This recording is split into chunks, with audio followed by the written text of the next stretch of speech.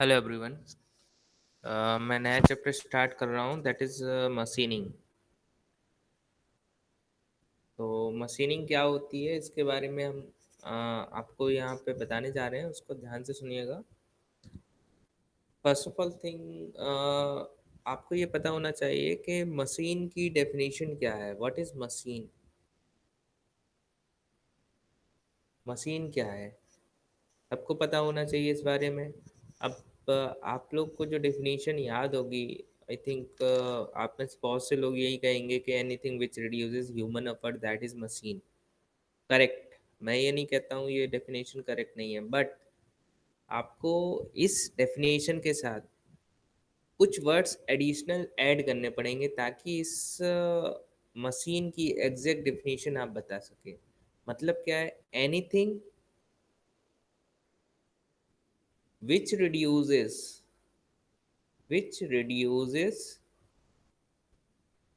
human effort human effort by using different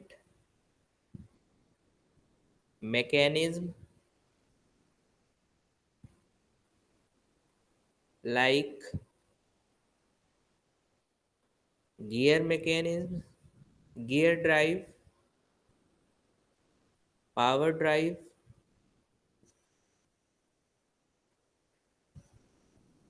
and relative and non-relative motion।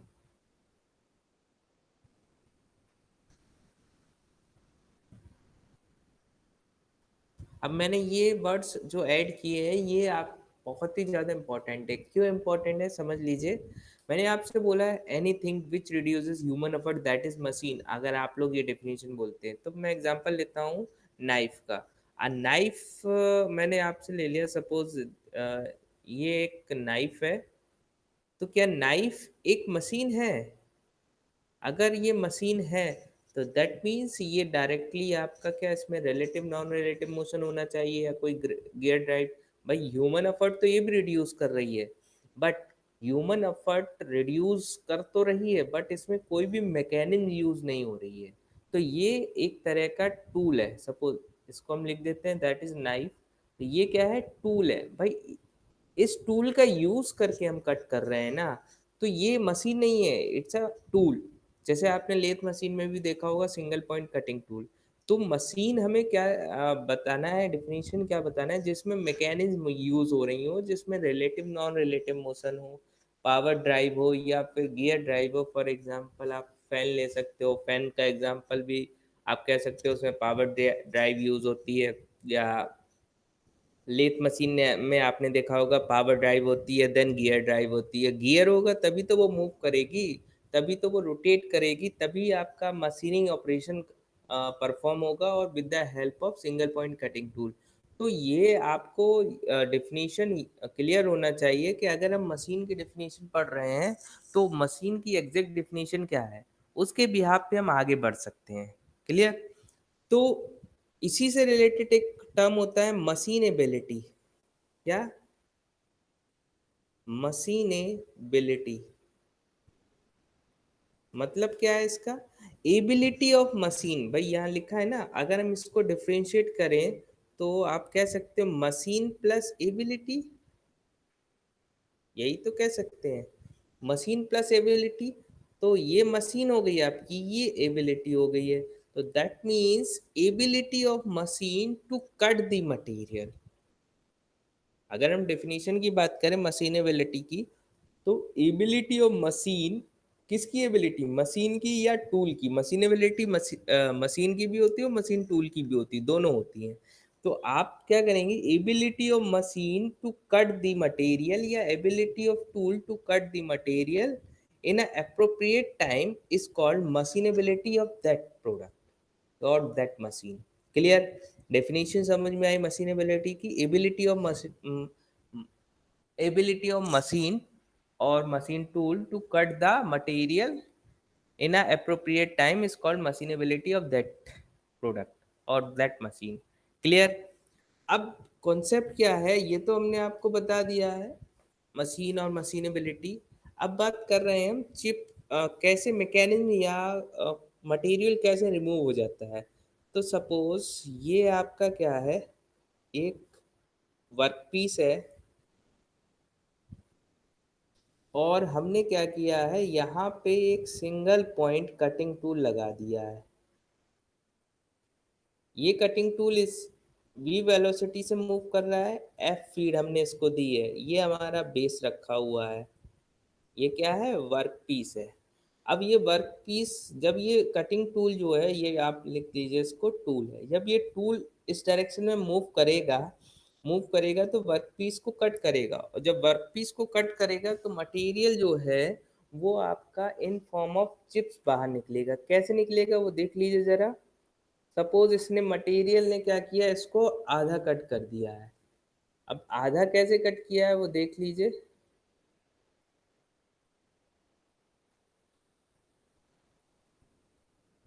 हमारा tool यहाँ तक आ गया, ये हमारा क्या है, सिंगल पॉइंट कटिंग टूल है। जब ये मटेरियल को कट करता है तो मटेरियल इस तरह से बाहर निकलता है इन फॉर्म ऑफ चिप, इसको हम बोलेंगे चिप। क्या बोलेंगे, चिप। मतलब आपका मटेरियल ए वी वेलोसिटी से मूव कर रहा है, एफ वेलोसिटी, एफ फीड हमने इसको दी है। ये आपका टूल हो गया, ये आपका ओरिजिनल वर्क पीस हो गया। ये अगर हम देखें तो ये इतना पोर्शन क्या है, अनकट है, और ये पोर्शन आपका क्या है, कट हो गया। तो यहाँ से जब टूल मूव करता है तो ये आपकी कहलाती है चिप। तो मटेरियल हमारे पास कैसे मूव होता है, in form of chip. Example के लिए अगर आपको समझना है मशीन टूल को क्लियरली, तो आप याद रखिए, आपने बचपन में पेंसिल वगैरह यूज़ की होगी, तो पेंसिल को जब आप शार्प करते थे तो शार्प करने पे क्या होता था, उसमें जैसे ही आप शॉर्पनर में उसको डालेंगे तो क्या होगा कि मटेरियल जो है पेंसिल के ऊपर का वो रिमूव होना शुरू होता था। तो वहाँ ध्यान दीजिएगा कि मटेरियल रिमूव कैसा होता था, इन फॉर्म ऑफ चिप्स। वहाँ पे आपका मटेरियल सिमिलर लाइक यहाँ होता है मेटल के केस में, मेटल के केस में भी आपका क्या है, मटेरियल रिमूव होता है इन फॉर्म ऑफ चिप्स। अब वो चिप्स आपकी कंटिन्यूस भी हो सकती है, चिप्स आपकी कैसी कंटिन्यूस भी हो सकती है, नॉन कंटिन्यूस भी हो सकती है। तो depending on the material, material कैसा है आपका। अगर मटेरियल आपका सॉफ्ट है तो आपकी कंटिन्यूस चिप होगी, और मटेरियल आपका क्या है, हार्ड है, तो आप कह सकते हैं कि ये आपकी कैसी है, नॉन कंटिन्यूस चिप्स होगी। क्लियर है यहाँ तक। अब देखिए कंटिन्यूस और नॉन कंटिन्यूस कैसे हम डिफाइन करेंगे वो देख लीजिए यहाँ पे आप। सपोज हम बात कर रहे हैं, ये हमारा क्या है, वर्क पीस है,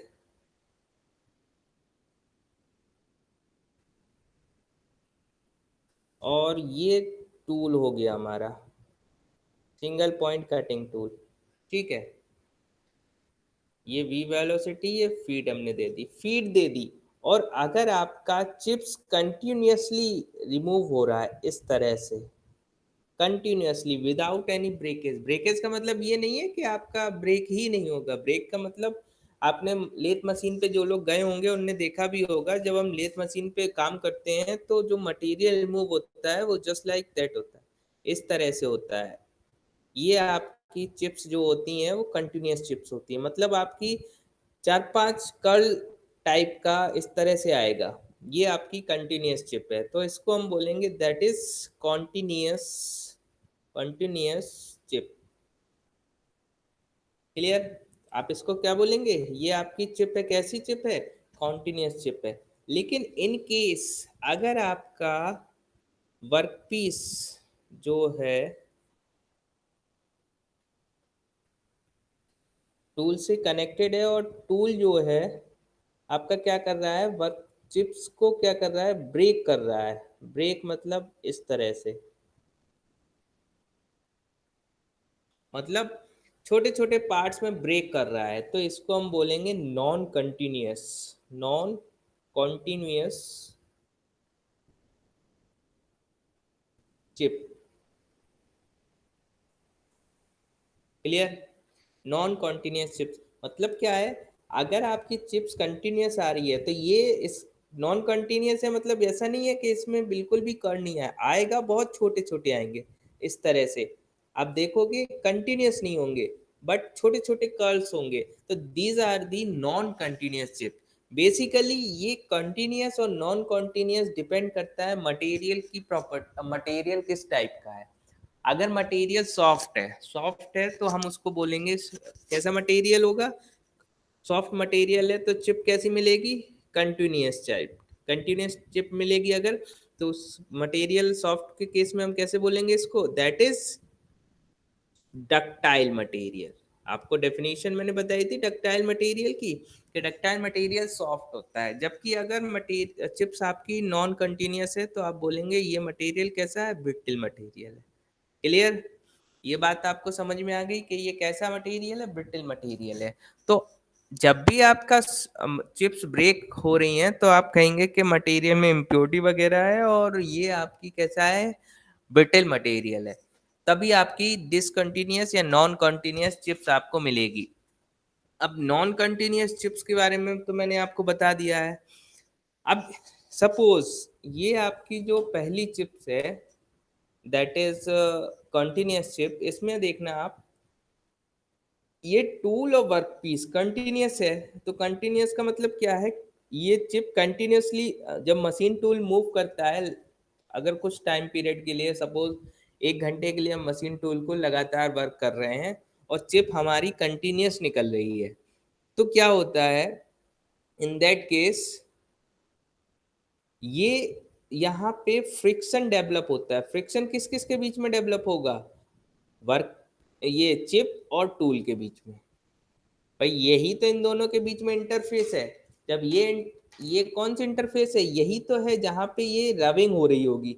जब रबिंग हो रही होगी तो इन दैट केस क्या होगा, फ्रिक्शन डेवलप होगा, और फ्रिक्शन होगा तो हीट डेवलप होगी। क्या होगी, हीट डेवलप होगी।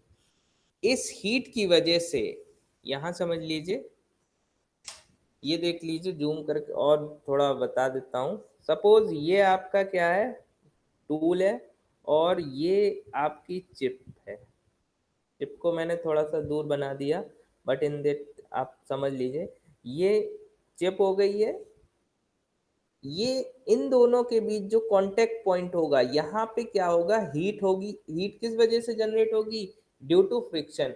फ्रिक्शन की वजह से जब हीट होगी तो क्या होगा, यहाँ पे मोल्टन मेटल प्रोड्यूस होने लगेगा। मोल्टन मेटल होगा मतलब, मोल्टन मेटल का मतलब क्या है, चिप्स का कुछ पार्ट पिघलना शुरू हो जाएगा, और पिघल के ये मेटल की सरफेस पे, कौन से मेटल, टूल का जो मटेरियल है इसकी एज पे अटैच हो जाएगा। जैसे मैंने आपको बोला था इस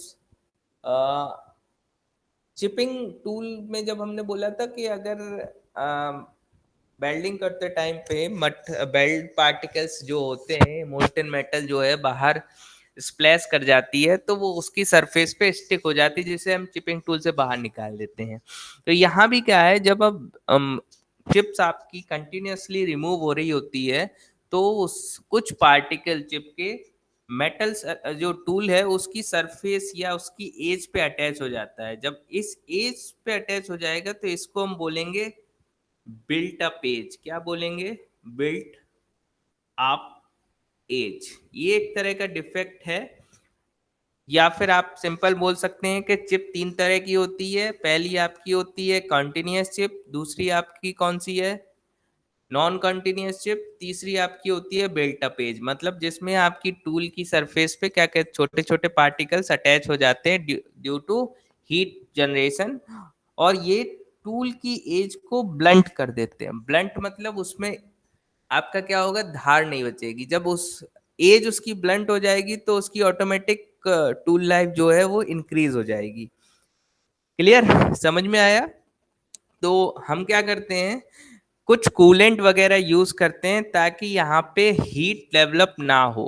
हीट डेवलप नहीं होगी तो हम क्या करेंगे, ये आपका पार्टिकल्स जो है इससे अटैच नहीं होगा, और हमारा एफिशिएंट मैनर में मेटल रिमूव होता रहेगा in form of chip.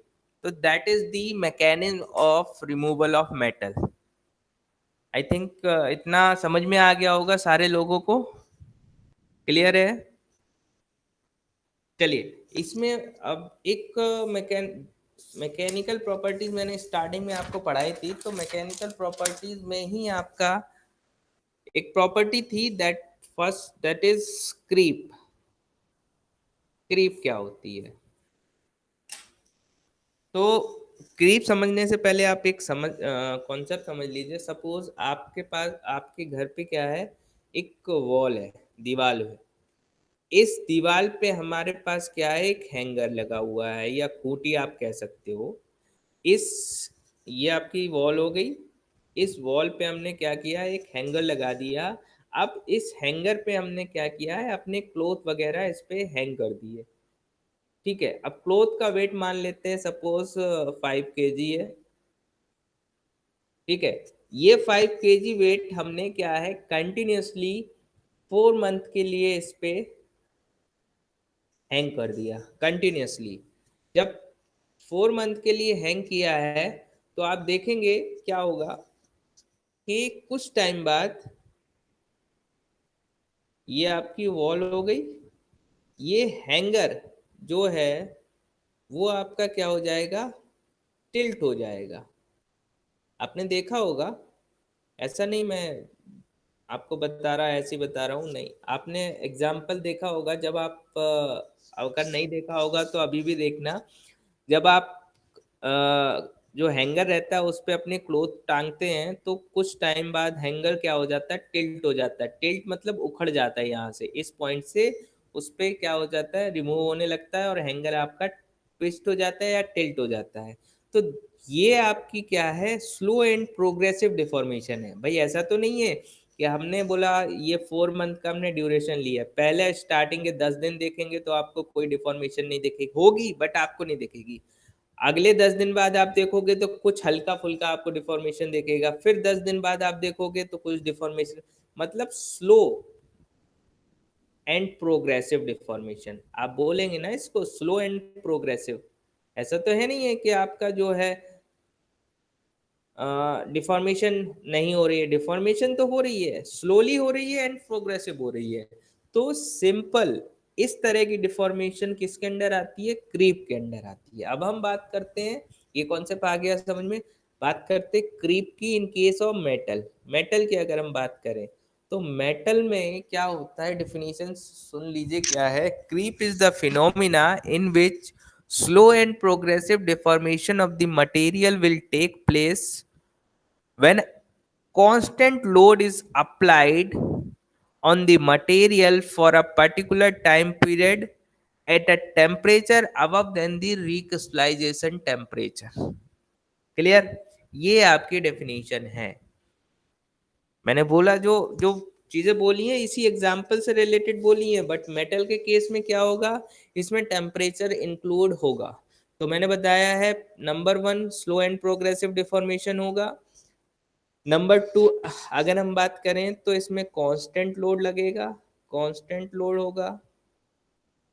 Number चलो ये हमने नंबर 1 वो भूल गए, वो छोड़ दिया है। नंबर 1 कांस्टेंट लोड ले लिया है। नंबर 2 आपका ले लिया है इसमें टाइम पीरियड, कितने टाइम पीरियड तक आपको रखना है। ठीक है, नंबर 3 हमने क्या लिया है, टेम्परेचर अब दी रिक्रिस्टलाइजेशन टेम्परेचर या रूम टेम्परेचर भी आप कह सकते हो। तो ये 3-4 पॉइंट्स हैं जो क्रीप डेफिनेशन को जस्टिफाई करते हैं। आई थिंक समझ में आ गया होगा। ये परमानेंट डिफॉर्मेशन होती है। क्रीप क्या होती है, परमानेंट डिफॉर्मेशन होती है और टाइम डिपेंडेंट होती है। ठीक है, टाइम के साथ ही क्रीप होगी, तभी आप बोलेंगे कि ये क्रीप है।